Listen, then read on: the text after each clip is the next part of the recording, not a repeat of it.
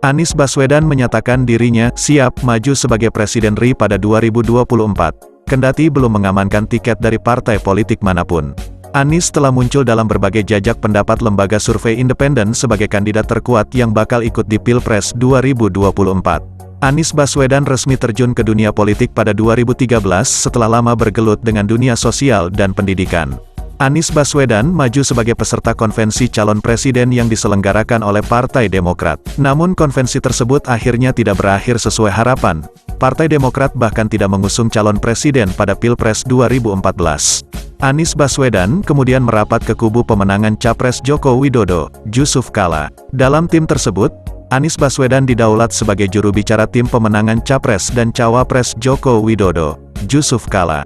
Sukses mengantarkan Joko Widodo dan Yusuf Kala sebagai presiden dan wakil presiden, Anies Baswedan kemudian ditunjuk oleh Jokowi sebagai Menteri Pendidikan dan Kebudayaan. Selama menjabat sebagai Mendikbud, Anies Baswedan melakukan gebrakan yang cukup signifikan. Anies Baswedan memisahkan Dirjen Dikti dari Kemendikbud dan menggabungkannya dengan Kementerian Riset, Teknologi, dan Pendidikan Tinggi. Anies Baswedan juga melakukan pembenahan terhadap seleksi terbuka Kemendikbud. Selain itu, Anies Baswedan juga melakukan distribusi Kartu Indonesia Pintar, KIP, membuat program sekolah aman, serta mengimbau para orang tua untuk mengantar anaknya ke sekolah pada tahun ajaran baru.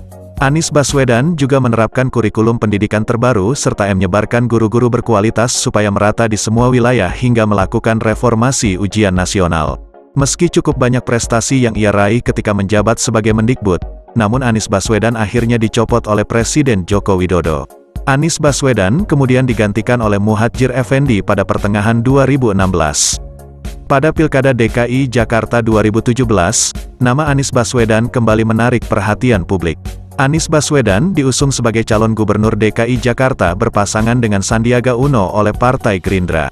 Anies Baswedan terpilih sebagai gubernur DKI Jakarta setelah pada putaran kedua berhasil mengalahkan Basuki Cahayapurnama, Ahok, Jarot Saiful Hidayat.